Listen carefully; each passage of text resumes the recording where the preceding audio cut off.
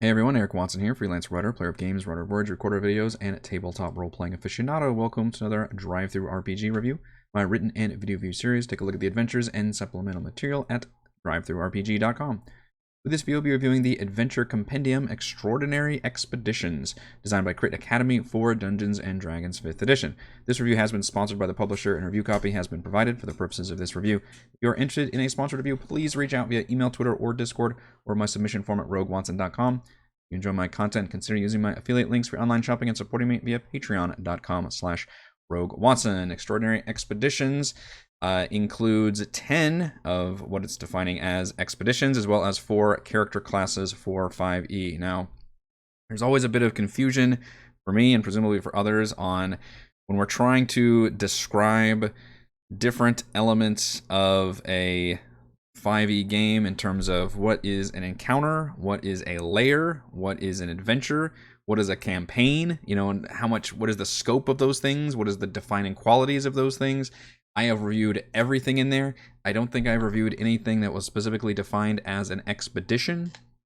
From what I can tell you, the way this publisher has designed expeditions is they are 10 to 12 page mini adventures, essentially. They often have 3 acts, some of them have 4 acts, and they typically surround going to a place, finding out there's a problem, and then going to their place and dealing with that problem. I'm obviously very much reducing what those are to simplistic terms, but it took me a minute to kind of realize basically what these are and what the purpose is. One shots, I think, would be a pretty good definition of how to utilize these, or just as a side quest. I think side quest length is probably pretty close. So that's what this is. These are not full-blown adventures, but they are more than just a series of encounters. They're probably similar in length to a layer of a large dungeon. Some of these include dungeons, but they are not annotated. They're not like room to room, like here's, okay, now there's a dungeon and here's what each room has. It might just say, okay, now's a dungeon, here's the things that can happen in this dungeon. So it's more paced for probably a single lengthy session, but includes a scope that's outside of typically just a single dungeon crawl. Some of them, it may be more like a Monster Hunter type hunt, for example. Like you may know ahead of time, here's a threat you have to go deal with, and then you might have to go to the town to go from the town and then go to the area, and then you have to, there's encounters along the way, and then you deal with the big boss of the overall that's threatening the region or something. That's really what you're going to get here, and I'm going to go through them. I'm probably going to have to go through fairly fast because there are 10 of them included in here. I definitely like some of them more than others. I think overall the quality is very high, and I've been fairly impressed with it, but I did have some complaints, and there were some that I thought were just not nearly as interesting. But to start, we actually get some player class options, which is a total bonus from something that is otherwise meant for DMs and is just a bunch of adventures. We get 4 new player subclasses, one for Monk, Rogue, Wizard, and Ranger. And I was actually very impressed with these subclasses, particularly the first 2, the Monk and the Ranger, have some really, really cool ideas. The Monk, as a free bonus action, apparently, without even using any kind of resource, can just take on these different like stances, which are tied to different animals. And they all let the Monk do different things, like maybe limited flight or grappling, restraining people, hiding, just really interesting, cool stuff that does not just feel like you're casting spells. Basically, it feels like you're really doing cool martial stuff. And it does a smart thing of giving you all that right at the beginning at 3rd level, and then as you level up, it just keeps enhancing those to where all those forms just keep doing more and crazier things, where you're just straight up like, flying, or with the monkey style, you're literally doing the poo flinging thing. It's pretty crazy, but I thought that was really cool. It maybe needs a little over tuning back down to try and make it so you've got limited resources to use that from, like proficiency bonus scaling or something. Being able to like just change and use these stances whenever you want feels a little powerful. But you know what?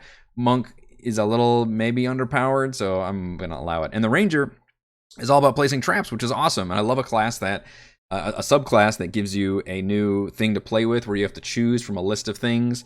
And shout out to Battle Masters always being very popular for this, where you can, in this case, you get a bunch of traps. You can choose which traps, and as you level up, you can use more traps. And some of the traps use the environment. Others are things you can take with you, and classic like bear traps or the net traps or crossbow trap. Things that you might encounter as players. You can actually put those down as a player, and then set up some cool ambushes and stuff. So I thought that was a really neat way to use the Ranger class and make it feel like you're really using the land and becoming, Arnold Schwarzenegger at the end of the first Predator movie. The rogue subclasses are always hard because you get 3rd level and then nothing else till 9th. So I get that that's kind of tricky. Sawbone is at least different than what I've seen. You become kind of a surgeon, which means you get better at knives, which is pretty funny, but also you have some healing abilities. I was less thrilled with the free knowledge of all the different creatures you fight. That's something we do as a house rule. You can just roll skill checks, but I get that rogue is a little tough to work around that. But I thought the early abilities were fine.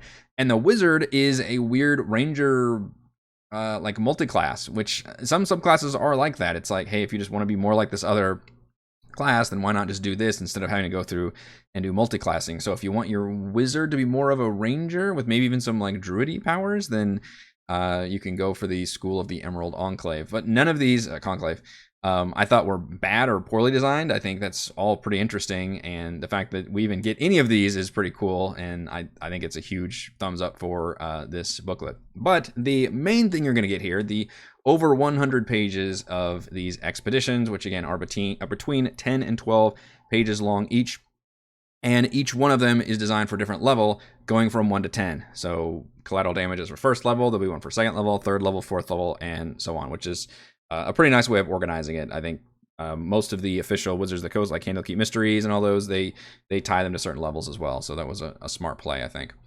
So let's go over them relatively quickly. Just at the beginning, the overall layout and design is very well done. I didn't see any problems with editing or the organization or structure. We're missing adventure hooks for all these, which kind of sucks because some of them just kind of throw you into there and just say, well, you're here and you arrived at town and here's the problem or something. Having adventure hooks helps the DM be able to drop these in a easier fashion, and some of them are very tricky to drop in, where others you can do it presumably anywhere. So I would have appreciated having some kind of adventure hooks, and this does not have them, unfortunately. It does include maps, but the maps are not in color. So we get kind of a plus and a negative, because I actually do really like the map art and style, and the fact that most of these expeditions have more than one map, which is pretty cool, but no color, which means I would be hard-pressed to actually use this map in a virtual tabletop.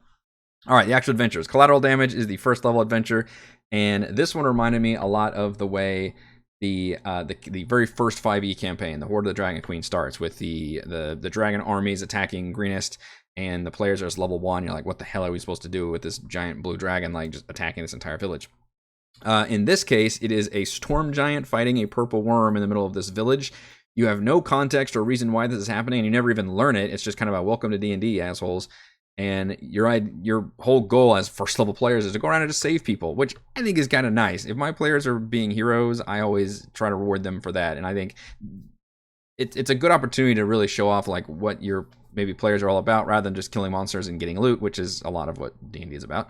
So I think it's a cool excuse to not fight creatures, because the only creatures in this map are the two giant kaijus battling it out with each other, and they're creating this just devastation. And the player's job is to go around and save people. There's people trapped in a building that's collapsing. There's missing children you have to find. There's a blacksmith's forge is on fire, and you have to go rescue them. It's just a whole bunch of different skill checks and role playing, and I think it works out very, very well. And I think it's a really unique, cool start, and a cool idea for a 1st level mission, frankly, because again, there's not much you can do in terms of threats with 1st level, but I think this works pretty well and allows your characters to still save an entire town, which is pretty nifty, even if they can't really do anything about the actual giant monster threats.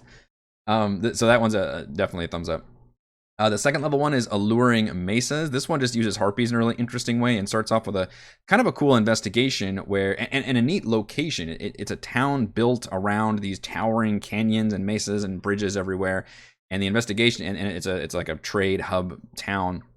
there's a bunch of just bodies on the floor of the canyon. People are trying to figure out why are there people dying by being, thrown off this cliff. And through your series of investigations, you essentially learn that a bunch of harpies have set up shop, and they are using their harpy song to charm people and lure them, and then lure them basically to their deaths eventually. And then the harpies can then go and kill them and eat them.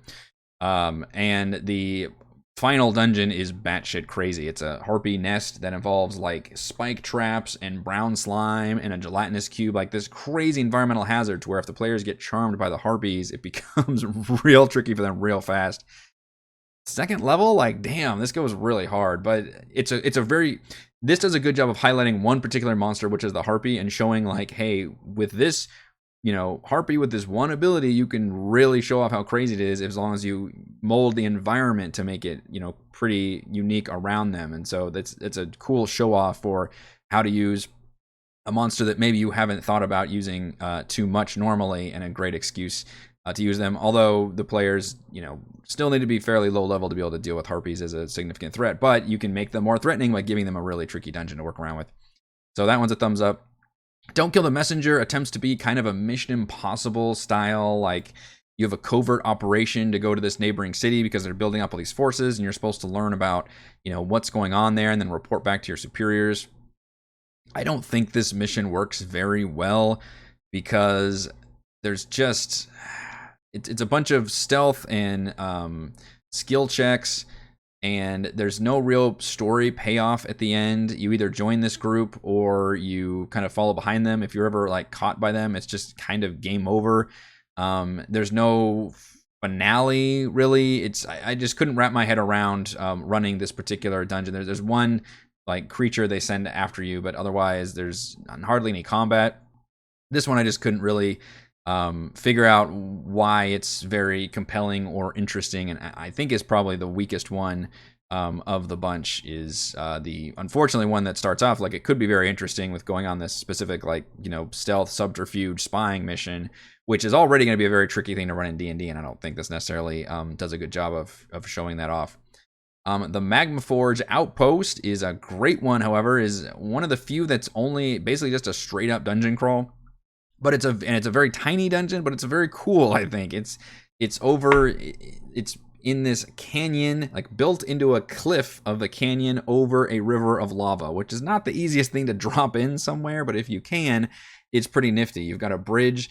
So essentially this place has been breached with the plane of fire, and so you've got all these fire creatures that are spilling out into it, have kind of made a little home out of it, and you're supposed to go in and clear the area.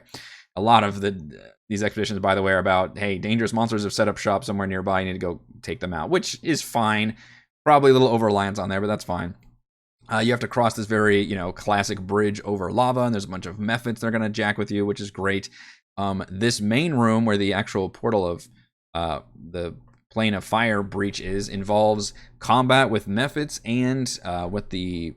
Let's see, what is it called? A Firegeist? Yeah, Firegeist, which is kind of a lower level fire elemental because it's a third level.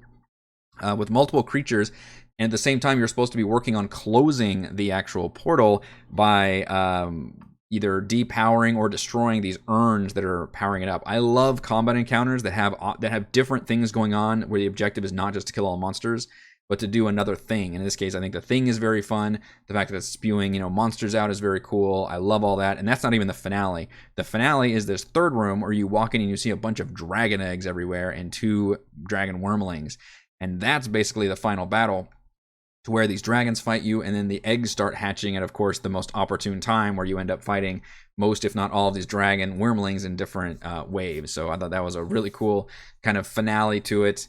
And it involves like a trapped door you have to get through to even make it inside. And if you fail that door, you get teleported to like a little pedestal, like a ledge outside near the fire, the lava river. All of it works very well for me, and I think it's a really cool thematic dungeon. Easily one of my favorite expeditions of the bunch. Far Touched, the village is being attacked by just abominations and monstrosities from the far realm, and you have to go discover why that's happening. This also gets repeated quite, which is the same, there's a problem, you have to go deal with it. This one is probably the weakest of those kind of missions, because it mainly comes down to This one, I will say, at least this one doesn't use an encounter table. This one does have specific travel encounters, which I appreciate, and I wish some of the other ones did that as well. It uses, a bunch of interesting mutated creatures. There's sentient plants and a mutant deer. But the bummer is you're just using standard stat blocks. You use like the elephant stat block for the deer and the awakened shrub for the plants. There is some kind of cool far-touched monstrosity creatures you can use. And the actual breach is in the middle of this town where you can rescue, I think, the last remaining people, but everybody else is just a village full of mutants. And you're supposed to just kind of, you're not even really meant to fight them so much as it's like an environmental hazard to make it through all these people. What I didn't like about this one is the finale didn't really work for me.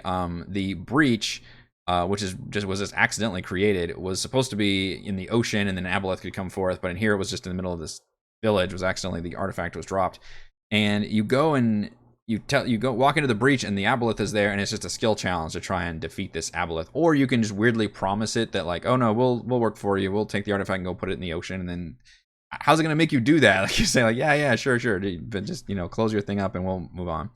How is that not a boss fight? But we're only like what, 4th levels here, so I get that it's also pretty hard to throw an Aboleth at parties here. So I like the idea behind this one, but I think it could have been a little bit better organized. I wish there was more to do in the village. I feel like a lot of these, that 10-12 page limitation was real rough on some of these, whereas others I feel like used their length a lot more effectively. So this one I think is one of the weaker adventures overall, and I wasn't too satisfied with the skill challenge effect at the end either. Grombelkins Arena is a good excuse to use a fantasy gladiatorial arena, even though the actual plot is kind of blah. Basically, this the arena owner has kidnapped the mayor, which feels pretty short-sighted because he was cracking down on his illegal stuff he was running, and the players have to go rescue him. And what's funny is there's this section in all of these adventures called Expanding the Expedition where it gives you notes for the DM, like, hey, here's how you can do what I've been asking about, which is these feel very short. How can we make this more interesting and more involved? And this one especially has one of them that felt like just a straight up better adventure, which is instead of Act 1 and Act 2 playing out in one fell swoop, you could have characters enlist in Grombelkin's service as gladiators looking to test themselves. This will allow you to run them against increasingly harder waves of monsters in the pit fight section and spread the investigation out over several days of in-game time. Yeah, that sounds like a better mini adventure to give me, even within the context of just the page limitation that we have set up. So again, some of them use their length better than others. This one, I like the arena itself. It's very cool and should give DMs a lot of great ideas for running, fantasy arenas. Basically, the party just fights their way into this arena trying to rescue this guy, and they end up in the arena, of course, and then have to just fight all the different monsters. And it's an excuse to use a lot of crazy monster combinations together. There's flesh golems, otyugs, air elementals, triceratops, bullet, and you can release them in different groups, and they're all supposed to be able to work together in tandem. So kind of cool if you're just wanting to use different combinations of creatures and maybe even have them use these different synergistic abilities that the designers helpfully put in the tactics section. So for that alone, I feel like it helps elevate this one, even if the main plot kind of falls flat to me. I do like the idea of just a fantasy arena that has all kinds of crazy creatures that work together to fight the players, and it's got all the cool arena stuff too. Quicksand, pits. The cheering crowd can have an effect on both the players and the enemies, which is pretty nice. So a good chance to use a arena. Den of the Skull Dragon is another one where, hey, this village is suffering and you have to go stop their threats. Stop me if you heard that one before. But I feel like this one does work pretty well. It's a black dragon swamp monster hunt, which I think lends itself to good themes already. The nearby town is having their water tainted and fouled, so you need to go help them because they're all getting sick and dying. And you go into the swamp, and it is unfortunately mostly a bunch of encounters rather than scripted events, but I like that this one has a lot of good socialization with some previous adventuring parties that are there fighting the threats. They've already been sent in, and they've half of them have died. One of them is actually in the final boss room with the black dragon, who's got these crazy creatures called Baggynicks, which, by the way, we get a bunch of stat blocks throughout this whole product, which is great, and a lot of them are not even from the monster manual, but from either Cobalt Beast Tomb of Press, or I believe it's Crit Academy's own monster supplement that they designed. So we get some new stuff in here, which is pretty cool. But I think this one works just as a pretty standard.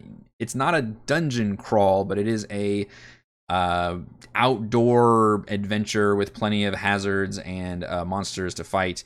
Unlike the one with the Far Touch and the Aboleth, this one does end up being, it feels like a better boss fight and some better socialization, and just feels like it works straight up better than that one. So I feel like this is just a better version of Far Touched, and I like the swampy themes and all that.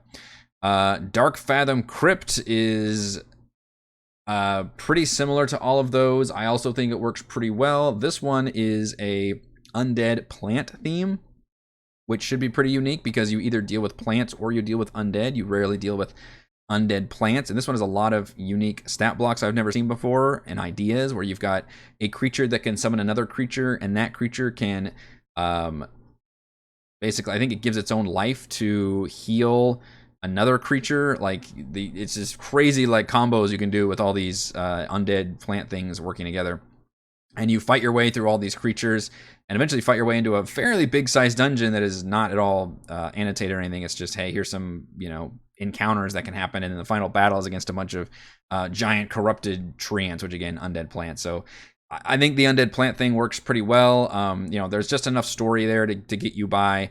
I don't think I like this one as much as the Swamps Black Dragon one, but it works fine enough for giving you a cool, it's another, interesting theme where instead of a swamp with a black dragon, it's a nasty, corrupted forest with undead plants.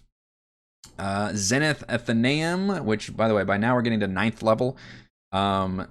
This one is a unique setting of a desert, and unfortunately the entire desert is an encounter table. If I can go off on a rant, I will say that you can always include encounter tables, but I don't want your encounter table to ever replace having actual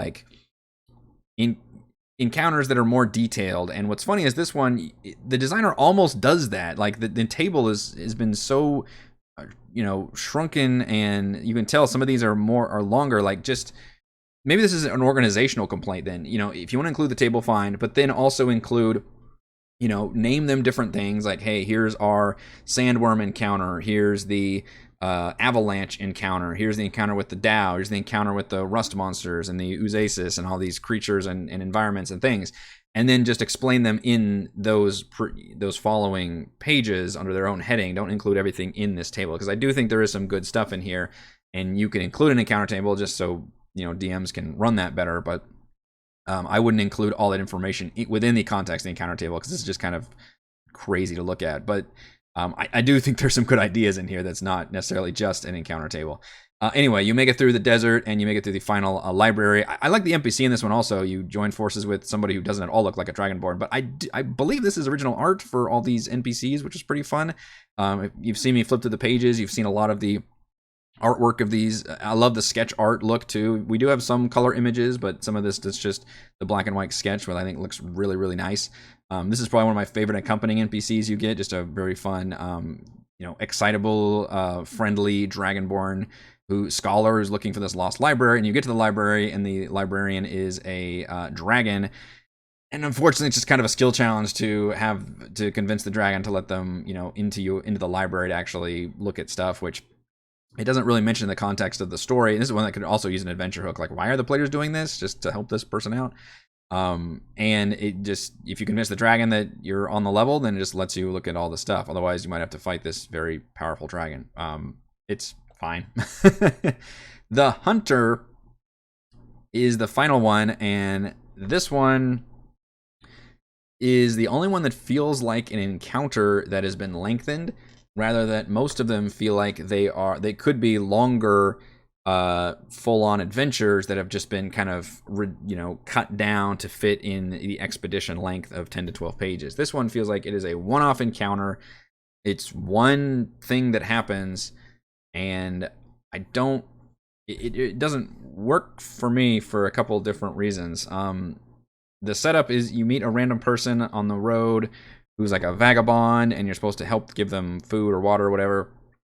And then he teleports you to his just crazy arena of these huts on these trees.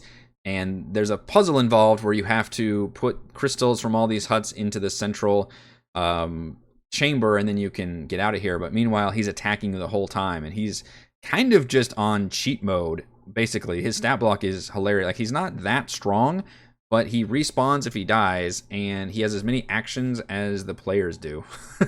It just feels like a DM was just pissy about the players constantly kicking their butt, and so the DM just designed this encounter to try and kick their asses a little bit.